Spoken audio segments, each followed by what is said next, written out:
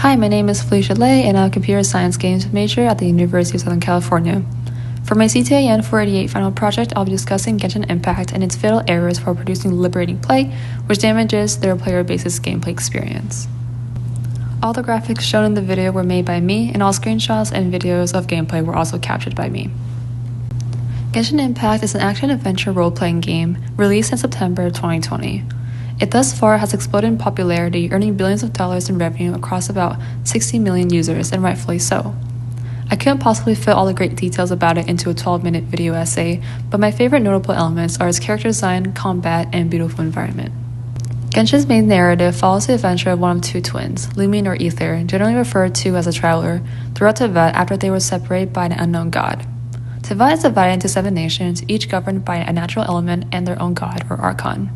These archons have the power to grant mortals with the ability to harness the power of the elements through trinkets called visions.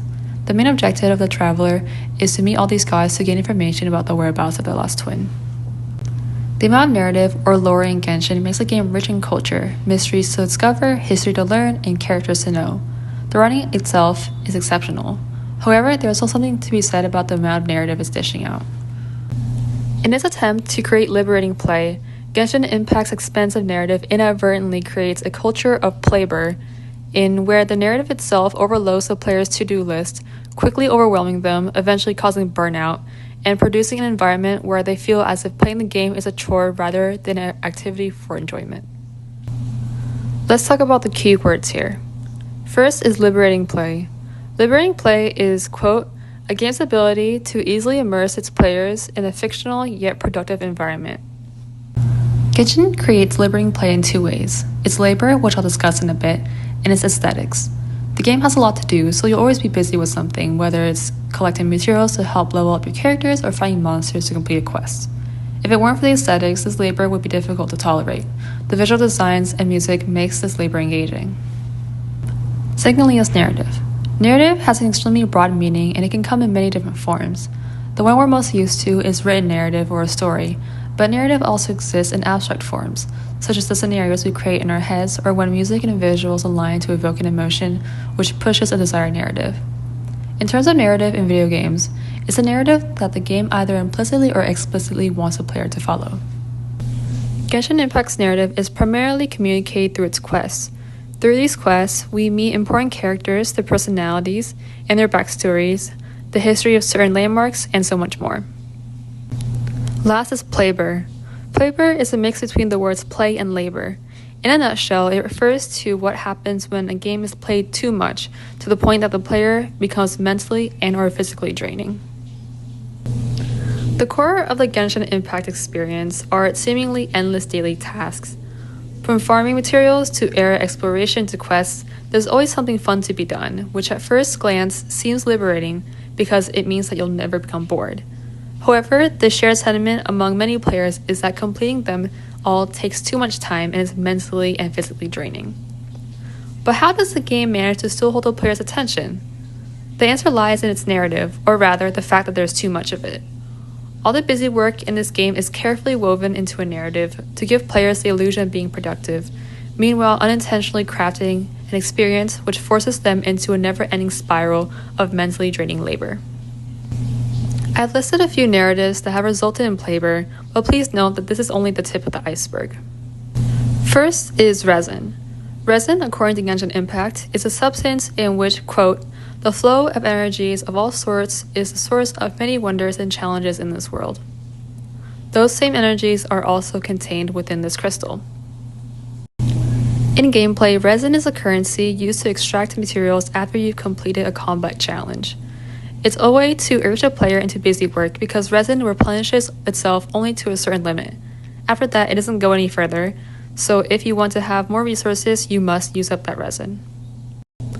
The narrative of the substance aims at liberating play because it provides players with a reason to go out there and fight enemies to obtain materials exclusive to their characters.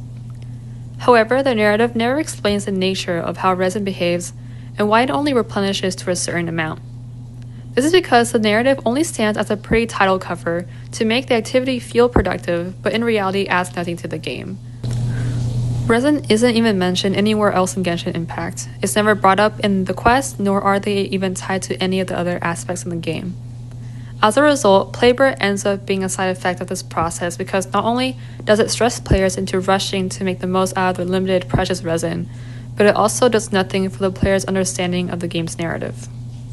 Second is the Spiral Abyss. The Spiral Abyss is a permanent combat challenge where players must fight their way through a series of chambers with enemies who get increasingly more powerful. You receive more rewards for defeating these enemies in shorter time periods.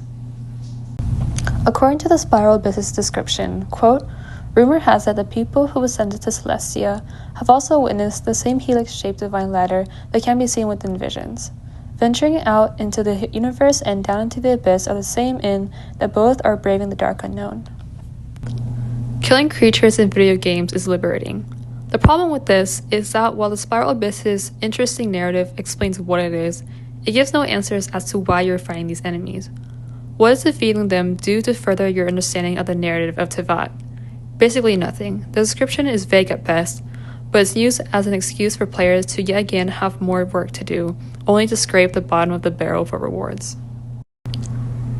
Third is city reputation. A key feature of every nation is its city reputation. This is a meter which tracks how many deeds you've done for the city. The more stuff you do, the more rewards you get. Pretty straightforward. Every week, you can accept a limit of 3 bounties and 3 requests from citizens, all of which increase your city reputation. But after those 3, you can't do more stuff. You can't gain a bunch of rewards in one go even if you tried. What's worse is that these bounties and requests apply across all nations, meaning that if you do 3 bounties and 3 requests in Liyue, for example, then you can't do any in Inazuma. This is a pretty strong example of how Genshin Impact intentionally limits a player's productivity to cause more Playbor. City reputations intend to create liberating play by giving the player an opportunity to feel useful through doing good for others while also being rewarded for it. The narrative follows that to become a well-liked citizen in each city, you must do deeds for them. Easy enough, but the narrative falls apart when the game only allows you to do so much. What do you mean I can't do more deeds? How does that make any sense from a narrative perspective? It might seem strange that I'm arguing that limiting a player's productivity induces Playbor, but let me explain. The deeds, which increase the city reputation, make very little progress because every level requires increasingly more credit. This means that they don't progress at a consistent pace. Now imagine doing this for 10 levels over 6 different nations. This means that the player must do more work over a longer period of time, sometimes months, for less and less reward.